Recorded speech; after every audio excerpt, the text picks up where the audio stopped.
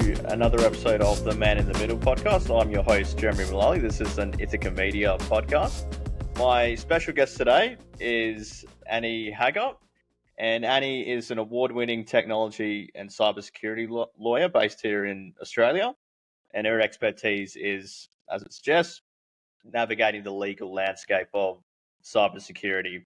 And her firm is Norton Rose Fulbright, which is based here in Australia as well. And over her legal career, she's had to tackle those of the evolving landscape of cybersecurity here in Australia. So I want to welcome Annie to the show. Thanks for coming on, Annie. Thanks, Jeremy. Thanks for the invitation to join you. Yeah, my pleasure. I want to start because you've had quite a long career in cybersecurity law, and I want to ask you what actually first attracted you to that particular area of law? Because as we know, there's so many different areas of law you can tackle. What actually drove you to the technology and cybersecurity space? How did that start for you?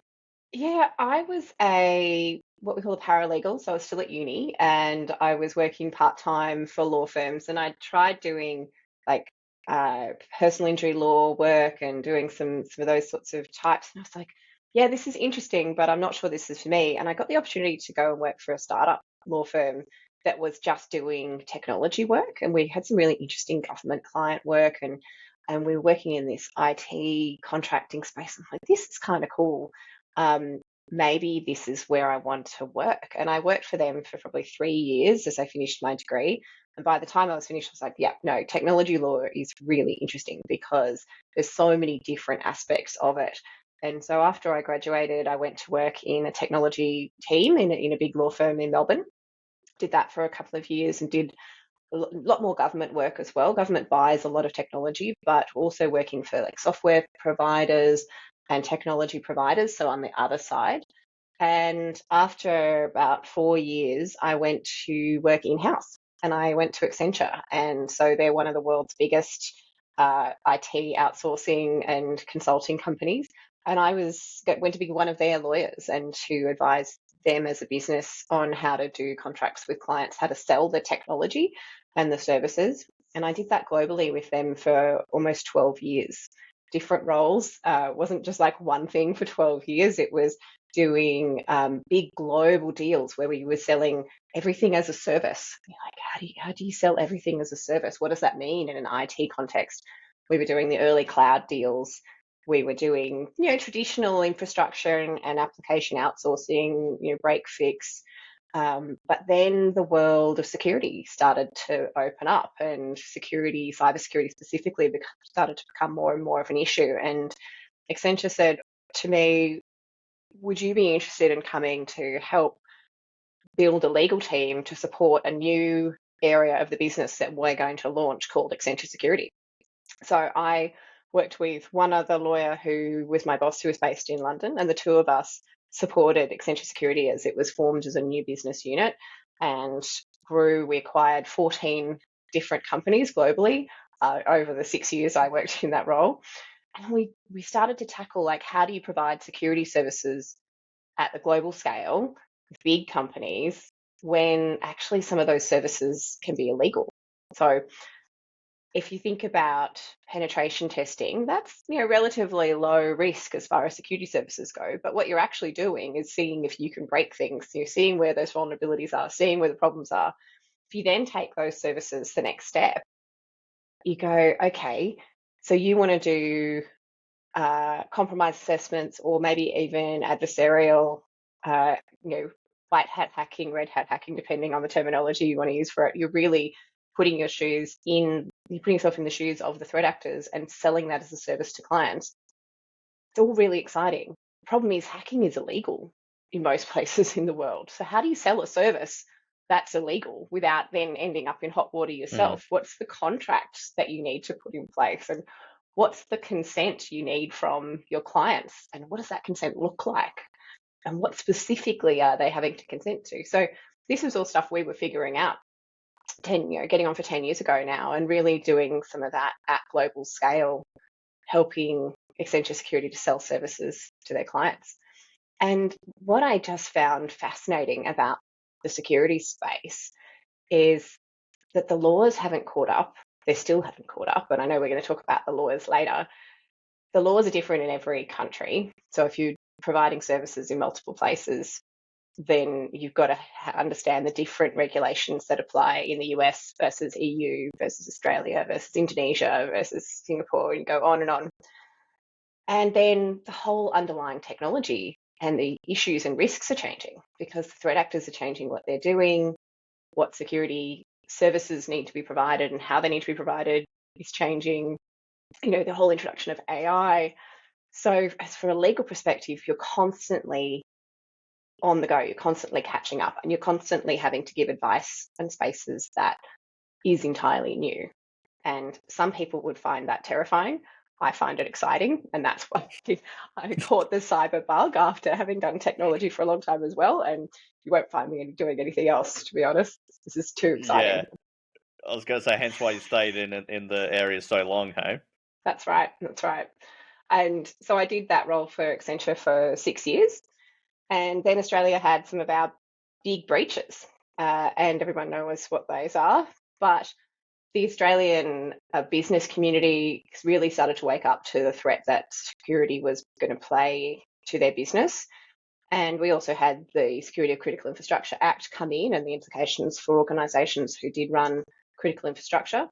And I thought, okay, maybe we're ready in Australia to have really specialised security legal advice. So I set up my own law firm, which was equal parts exciting and terrifying. And I ran that law firm for almost 2 years before then joining Norton Rose Fulbright only a few months ago as a partner to lead their cybersecurity practice in Australia.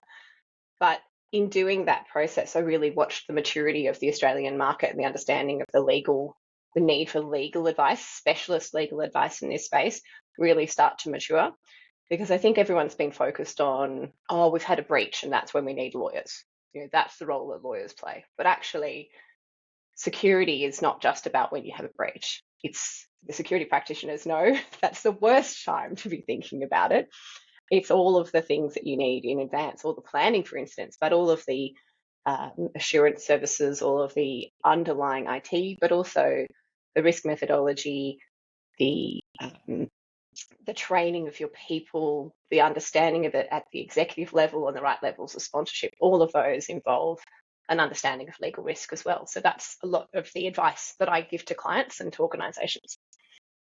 Yeah, excellent. Yeah, well, we're touching on some of those things that I wanted to ask around that intersection between cybersecurity and the law, because like you sort of brought up, in the public eye, the really big breaches are the ones that people think around that, I guess, the legal implications in that sense, but that's, only a couple of large corporations that you can name. But like you're starting to talk about, it covers so much more than that, and there's so many other areas that we need to focus on. So could you just touch on some of those other things that really have legal implications when it comes to cybersecurity?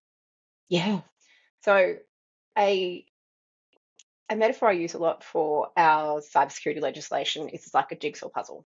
And actually regulations like that together. So there isn't just one law that applies to everybody. The laws in our country, but also in other countries, are like pieces of a jigsaw puzzle that fit together. And for a company, its jigsaw puzzle is different to other people because your jigsaw puzzle is what kind of organization are you? Are you a company? Are you a partnership? Are you a not for profit? Are you listed on the stock exchange? Are you not? And all of those pieces bring with them different responsibilities and different laws and regulations that apply to you. So there's that piece. Then you've got the what kind of data do you hold? And that depends on your employees, it depends on your customers, depends on what kind of industry you're in. So that's another piece, couple of pieces of regulation. Like, does the Privacy Act apply to you? Do you hold sensitive information because you provide health services? All of those sorts of questions. There's another couple of pieces of the jigsaw puzzle. Then you go, okay, which states do I operate in? There's a few more jigsaw puzzles pieces. Then, all right, do I have industry requirements? Do I work in the financial services sector? Do I work in the health sector? Do I work in critical infrastructure? So you start to try and work out what all these jigsaw puzzle pieces are and how they fit together. And that's quite a job, right? Particularly if you're a smaller business. You don't have teams of lawyers in-house to help you do that, and trying to work out what laws apply to you can be quite complex. And then when you overlay the fact that up until now, and in fact still right now, we don't have a Cybersecurity Act. We've got legislation that was set up for different purposes, and some of it hasn't actually been really amended much, if at all, since it was written. And none of it talks about cybersecurity with modern day understanding. So we look at the Corporations Act. That's the act that applies to everybody who has a company. There's extra regulations if you're a listed company. But the Corporations Act doesn't have the word cybersecurity anywhere in it. But recent cases and the way that the regulator, the ASIC, has been interpreting the Act says that directors have a duty to prepare their organisation for a cyber attack. And you go, okay, nowhere in the Corporations Act does it mention the word cybersecurity. So how do we get there? How do we go from this legislation that was written decades ago to suddenly directors having this new duty? Where does that come from?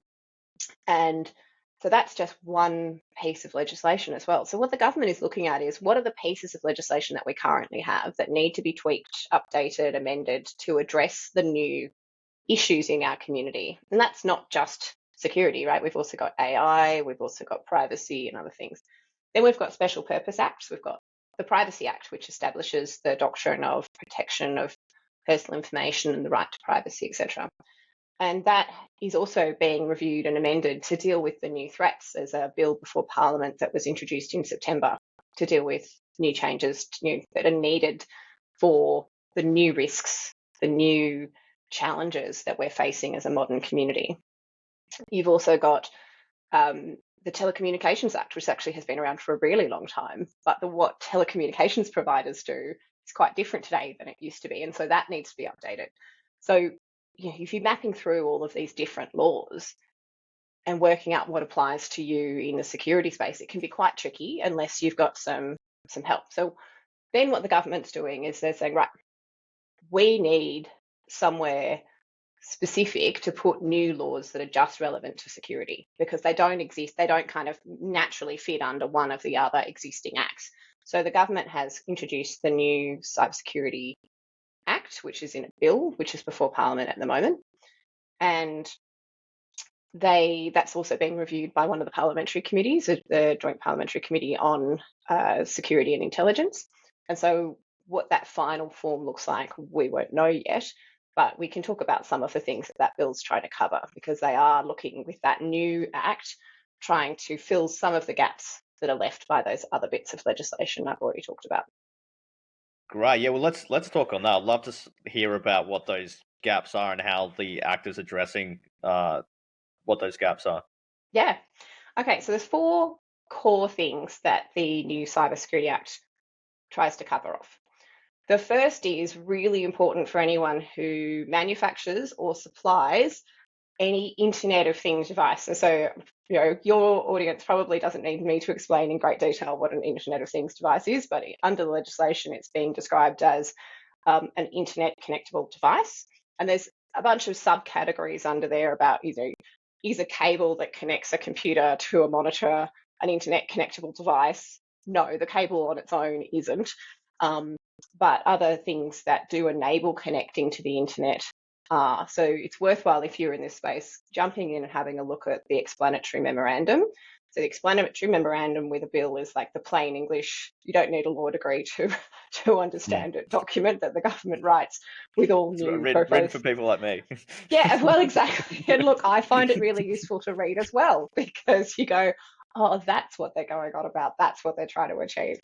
So what the new standards are for manufacturers or suppliers of IoT or smart devices are setting minimum security requirements. They want security by design in all internet connectable devices, and they want those devices to be provided with a certificate that explains that it meets the security standards. Now, what are the security standards going to be? That is actually still a good question. It's going to be in what we call the regulations or the rules. Those aren't the acts that have to be passed by Parliament. They're the documents that sit underneath an act that can be changed by the responsible department and minister without having to go through Parliament and vote on an act. what they have flagged is that those standards are going to be modelled on or are the same as the ones used in the UK. And the reason for that is we don't want to end up as Australians with the equivalent of our own power plug, which of course we do have, because that makes it harder to get Yeah. stuff here. So the government's wanting to balance the need for security without being cut off from the international community, and really to align the standards with a key international player. And the UK makes a lot of sense because of our existing relationships there. But I think the takeaway there is also you don't have to be manufacturing these devices to be caught. If you supply them, import them, resell them into Australia, this part of the Act applies to you. Plenty of people who are in the security industry and related industries resell products that are internet connectable. So you need to be aware that you will fall under these obligations to meet these security requirements for all the devices that you are importing and on-selling. So that's part one. And really the ultimate thing is to make it easy for Australians to buy secure devices. We can walk into a shop and know that the car seats being sold to us all have to meet a minimum Australian standard because they're not allowed to be sold here otherwise. Same principle here for security, for internet connected devices, that they all meet a minimum security standard. So Australians are immediately protected up to a certain minimum standard.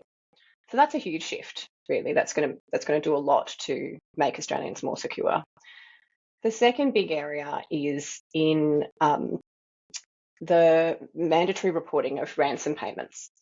So for organisations that are over a revenue threshold, if you pay a ransom, and it doesn't have to be money, it can be providing a similar benefit. If you pay a ransom, you have to report that, and you have to report it within a specific time frame.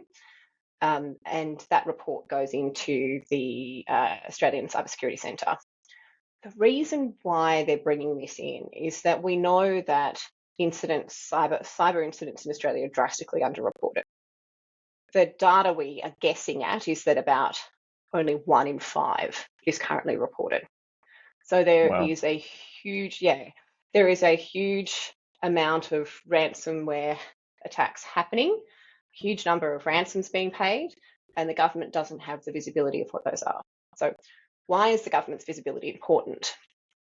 It's important because law enforcement and government agencies who are setting policy and taking action and looking at our national security, but also our community security, can't take action without data and information. And at the moment, they're simply not getting that. And so that's why they're going to be introducing a mandatory reporting requirement. It's not mandatory for all types of cyber attacks, just ransomware at the moment. And that's because that's viewed as a business model that can potentially be tackled and fixed if people are perhaps a little bit more deterred from paying the ransom if they have to report it. Now, there's no penalty for paying a ransom from the government. They just have to report it. But sometimes when you report something, it makes you think twice about whether you're going to do it in the first place.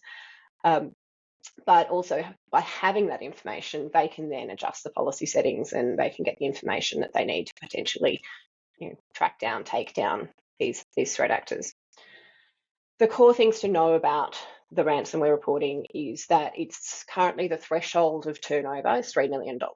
So it's actually the same as a notifiable data breach under the Privacy Act. So that's great because that's simple. Have I got a notifiable data breach? Yes. Have I paid a ransom? Yes, I also need to report that. And the government is working on a single reporting portal as well. It's not in place at the moment. So reporting these things should become simpler in the future.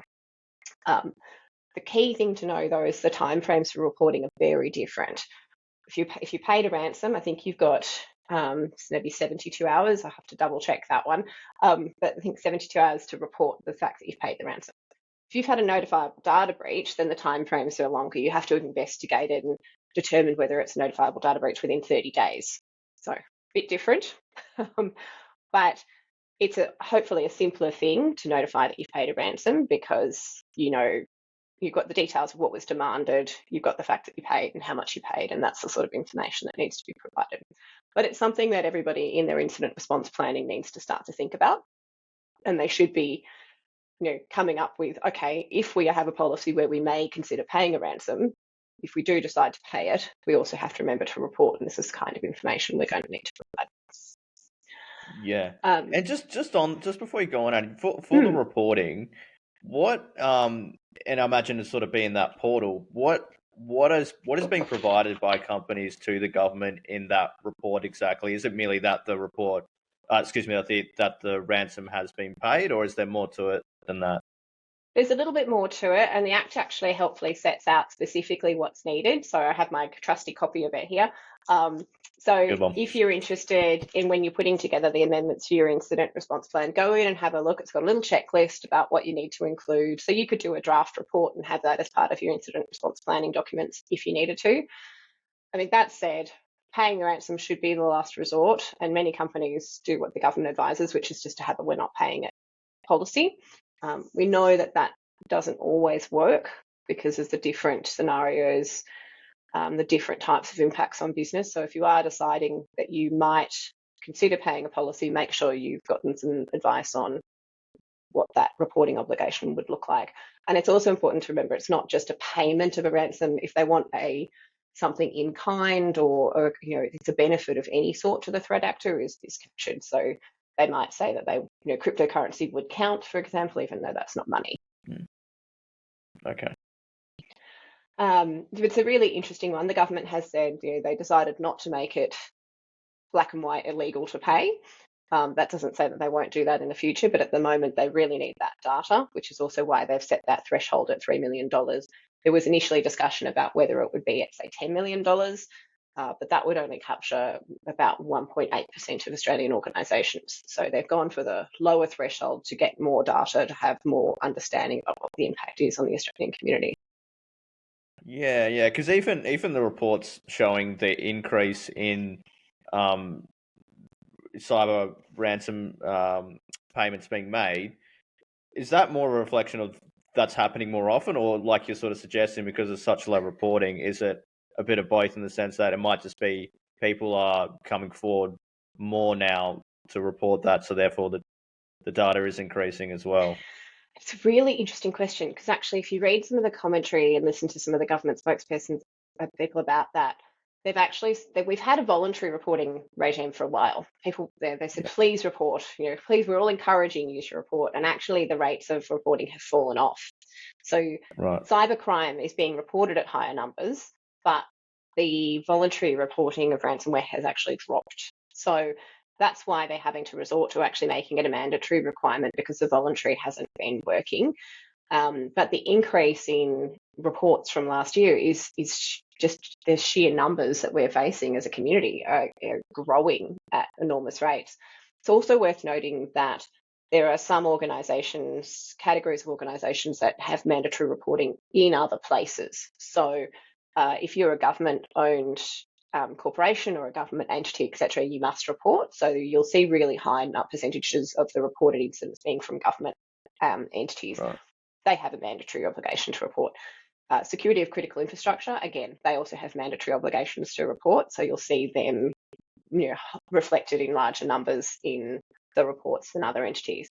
It's the ones that don't have another avenue where they have to report that this is really trying to also capture, so that we are collecting that information on where are we being targeted. Is it health sector? Is it the legal sector? Is it other professional advisors?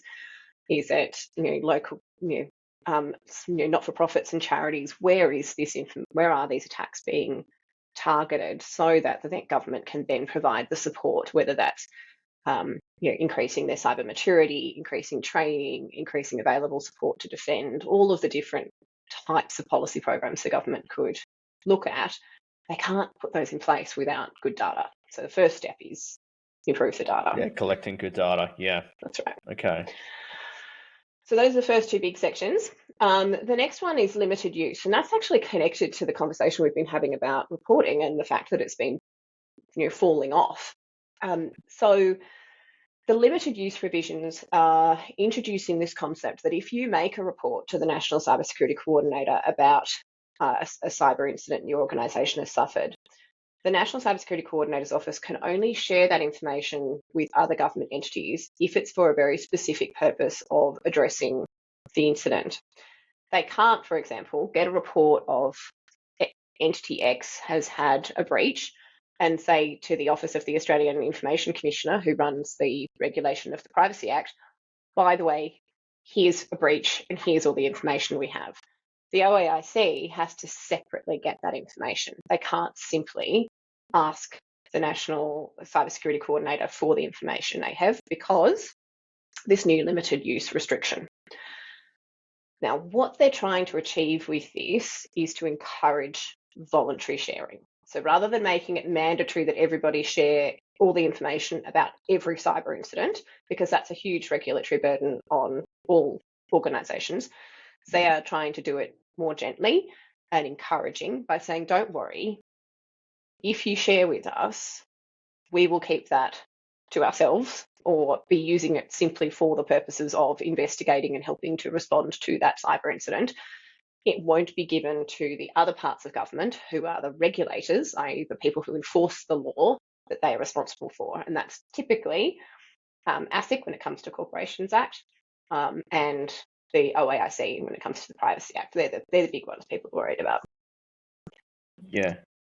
So that's the limited use. And there's also changes to the Intelligence Services Act that are going through in the same legislative package. They're designed to back that in. If you're going to restrict how an entity can or an agency can use information, you have to put that into what we call their enabling legislation, the act that sets up that agency. So that's the act that gives ASD its powers and all of the other intelligence agencies. So the amendments to that act are just there to back in the limited use. I think what's really important for organisations with limited use is to understand it's not safe harbour and it's not immunity or a get out of jail free card, because I've heard a lot about this and I get asked a lot about this is, does that mean that if we tell them, then no one can sue us and we can't get into trouble if we've had a cyber incident? And the answer is no. And the follow-up to that is, well, why would I bother then?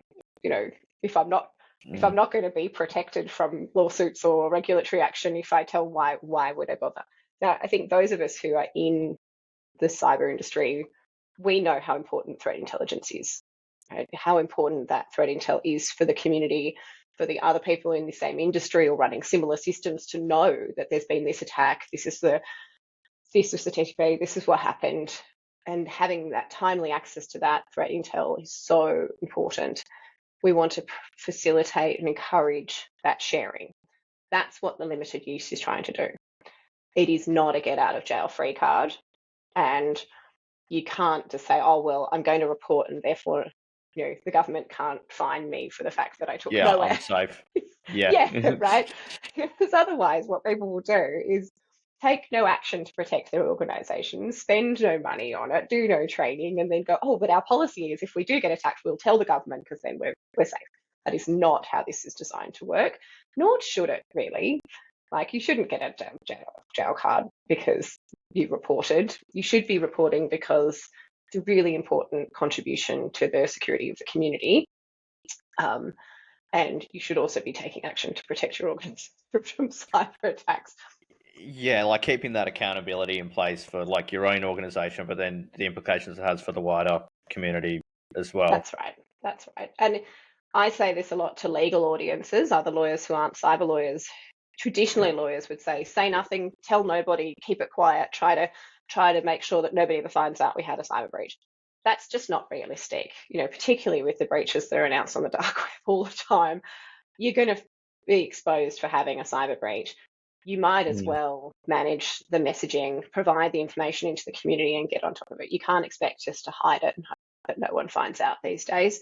So lawyers should be working with their organisations, their clients, to find ways to share responsibly, but protecting privilege, and we can come back to privilege because it's probably its own question, and to protect the organisation from other claims to the best they can, but not in a way that shuts down communication and doesn't involve telling the government that you've had a breach and sharing that threat intel.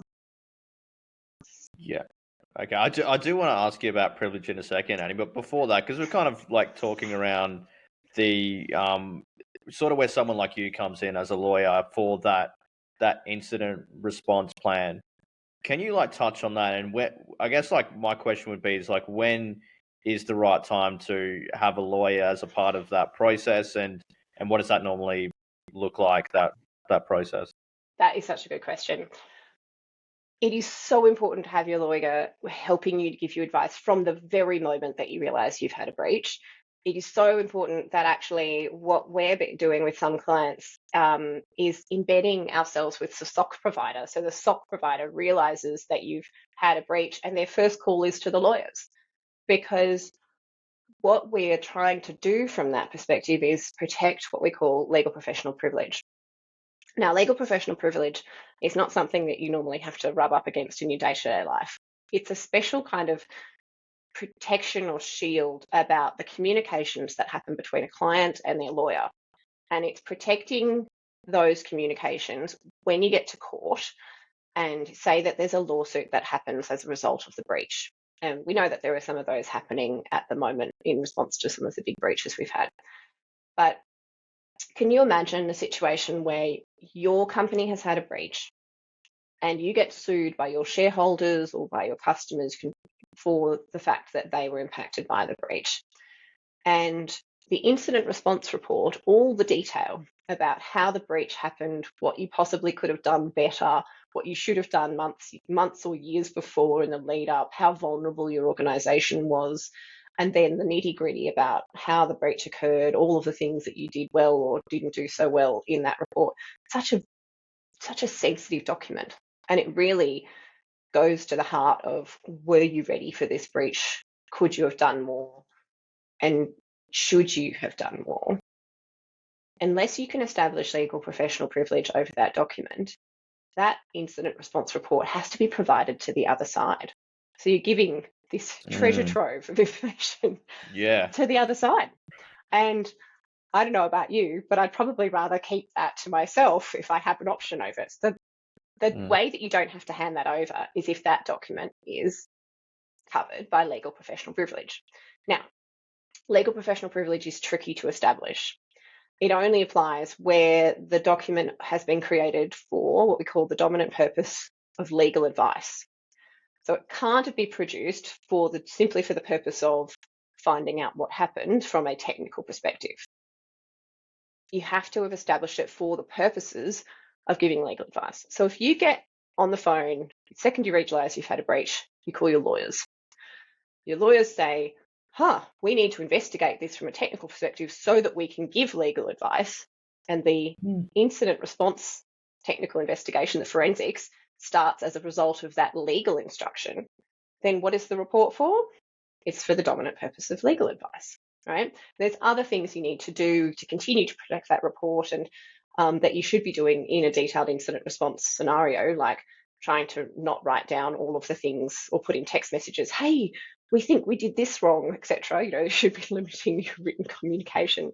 But if you don't start with that phone call to the lawyer, if the forensic team comes in because the CISO calls them in, not the lawyers, it won't be for the dominant purpose of legal advice and it won't be covered. So that timing, back to your original question, the timing of when you bring lawyers in, the second you realise you've had a breach. Then the lawyers won't slow things down. If you've set up your incident response plan properly, if you've done your scenarios and your tabletops properly, your lawyers will know what to do. They won't slow things down.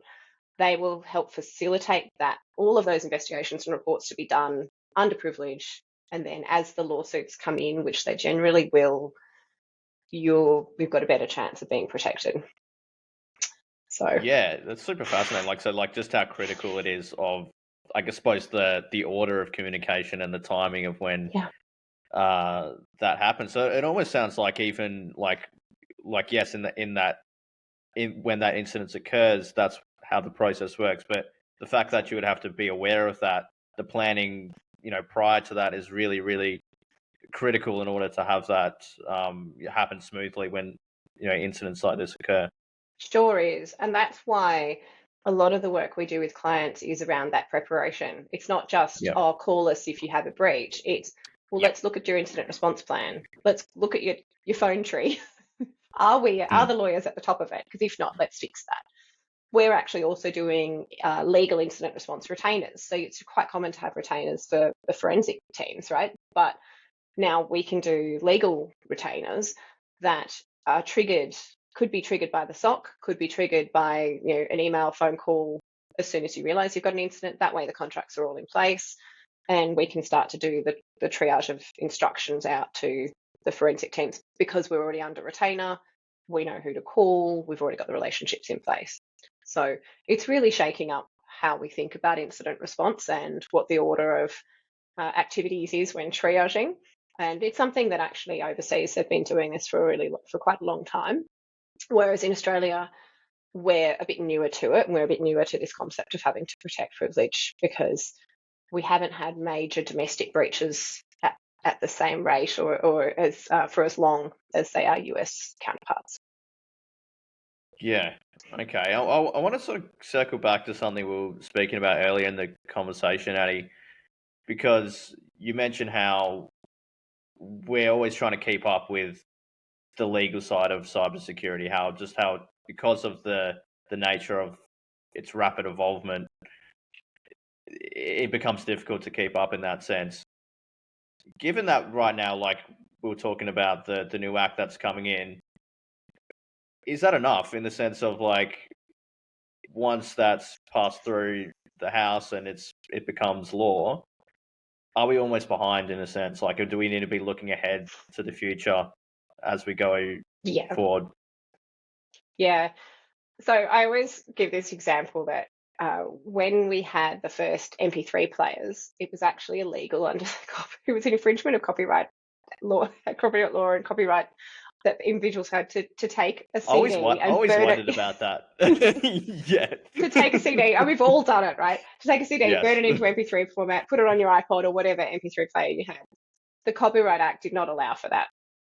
It took 10 years to get what we called the iPod Amendment through to the Copyright Act to fix that, to say that changing the format from one to the other if you legitimately owned one format wasn't a breach. We're sort of in that same sort of catch up. I don't want it to take 10 years, though, to deal with cyber. The government set out in its strategy last year, which is almost 12 months ago now, the horizons. There were 3 horizons of the strategy, and Horizon 1 was 2023 to 2025. And the regulatory package that we've seen tabled in Parliament really is just the first tranche, and it deals with just some of the things that the government has flagged it needs to address, not just in a regulatory sense, but also from a policy and programs sense as well. So it is a start. It has been criticised by some as not being enough, but you know what?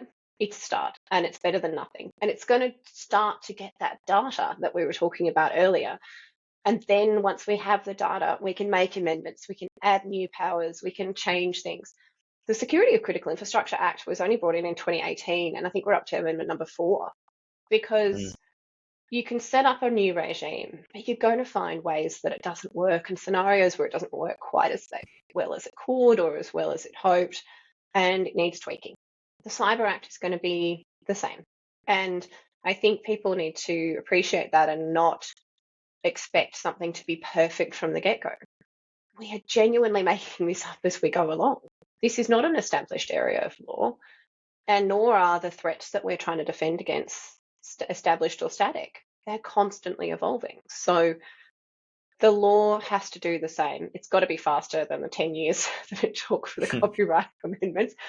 And I expect that we will see little amendments and little improvements reasonably frequently as the government resets its priorities, retweaks how things are going to work, introduces that to Parliament. So it's an exciting time to be a cyber lawyer, but it's also an exciting time to work in the space more broadly because the government is really trying hard to catch up, and there's no such thing as catch up in this industry. It's always following fast, following behind. But that's where we can really help from a technical and cyber industry perspective, support the government with the implementation of their agenda and participate in the consultation process. I don't know if you did, Jeremy, but the government ran 2 rounds of public consultation on the cyber bill earlier this year.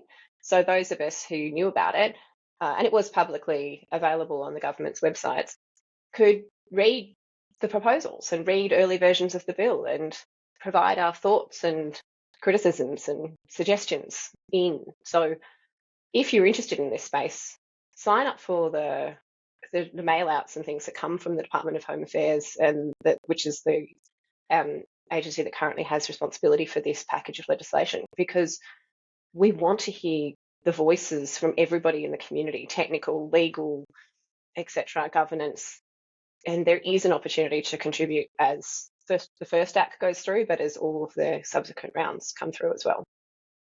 Yeah, that's great. And I think it goes back to what we were talking about a little bit earlier, Annie, in the sense of this industry just needing to be so collaborative. Like the reason you're mentioning why it's so important to have that data and intelligence, for example, and this is, I guess, an extension of that, having that community input in order to inform how the legislation is being shaped, right? That's absolutely right. And it's Yeah. actually a nice link into the last section of the Cybersecurity Act, which we didn't get to, which was the creation of the Cyber Incident Review Board. So the government's actually wanting to learn lessons from cyber incidents that the community is impacted by. It won't look at every little breach, but it's going to look at the big ones. And I think we can all guess at what big ones, the kinds of ones it would have looked at were already in place. That's a board that's going to have a permanent chair and sort of small group of executives, but it's going to draw from a panel of experts who are going to come from the cybersecurity community. And so those experts are going to help review major incidents and learn lessons and write a report for the community on what are the lessons we've learned out of those breaches and how can we better respond in future, which might include new regulation, it might include new minimum standards and other things. But that's also a great example of the collaboration that the government's trying to establish with this. The SERB is going to put that formal structure in place to review those major incidents, and that's an opportunity for the key experts in our industry to participate in those and really help to get the best learnings out of those. Yeah, fantastic. We are getting to the end of this episode, Annie, but I did want to ask you a little bit about AI, because it does relate to what we're talking about as far as the rate at which this industry is changing. What are the legal implications that AI has? And I'm talking specifically around things like, for example, like facial recognition technology and voice recognition technology. Things around that and how that relates to from like a security point of view. Could you just touch on, I guess, like how that relates to this ever more complex legal framework of cybersecurity? Yeah, it's such a challenge, right? So AI has so much potential to do good and to help us to do our jobs better, faster, do more with less. And I mean, those who are using AI in defending systems, looking for patterns of threats, and to be able to flag incidents in your socks, etc., you can already see the wonderful benefits that the AI can bring. But the problem is that with every technology, someone's using it for ill as well. And with the huge explosion of deep fakes and creation of deep fake videos and voice that is being used, unfortunately, in huge numbers and against, in some cases, our most vulnerable, right? So we've seen the big cases where the CFO gives a video call to somebody to make an enormous payment, and because it's the person that the CFO on the video, they make the payment and it's all a scam. Those ones are awful. But the ones that are more awful and insidious are the ones where that AI can be used at massive scale against the elderly, against the other vulnerable groups in our community, to scam them out of their savings and to completely convince them. I had one recently where a woman rang whose mother was absolutely convinced she was dating Johnny Depp. Absolutely convinced. And she'd been conned into sending money to Johnny Depp, and then she was about to get on a plane to go to the UK where he was in hospital to visit him. And this woman could not convince her mother that she was not, in a relationship with Johnny Depp. Why? Because the voices and the facial, the deep fake videos were so convincing. And that's just one example. So really what the AI is doing is completely changing the scale and the depth of the threat to our community. But what does it mean that we have to do as cyber professionals? I think we have a responsibility to continue to raise awareness. We all think that everybody knows about this because we talk about it every day. We live in this space, but the awareness in our community is still really low. And we need to be thinking as professionals how we can give back and how we can also support those who are vulnerable in our community with training and resources. In a bit like the lawyers do with pro bono, we give our legal services for free to help improve access to justice. I think there is a similar call to the cyber community to help those most at risk. And there's projects that I'm involved with to address exactly that. But I think everybody should think about, all the cyber practitioners should be thinking, how can I give up a little bit of my time or my skills to support this? I think the other things are around supporting the government with its policies and procedures and its setting of its strategy for AI. So there are consultation papers and processes going on at the moment. Provide our security expertise into that debate, because we do have expertise that crosses over the AI and security sectors, and those voices need to be heard as this policy and as these regulations for AI are introduced. But also think about it from a security by design perspective. Everything should have security at its heart. If you are a security advisor working with those who are developing AI tools, always have security as a core component, not as a band-aid solution. And so whilst we can't stop the threat actors from using it, we can ensure that the products we're using and helping our clients to develop are being done in the most secure way, so that at least it's not inadvertently contributing to the problem.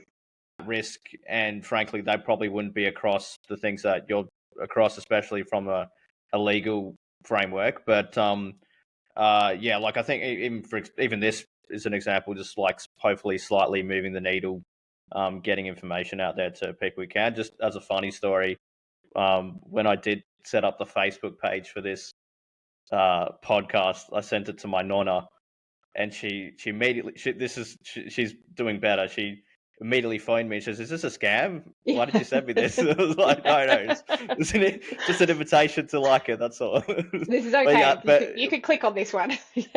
but like I think like jokes aside, it's a good way for hopefully people are becoming more aware of what they can be doing with their activities to avoid attacks, avoid hacking, and other sorts of malicious activities that can happen in that sense.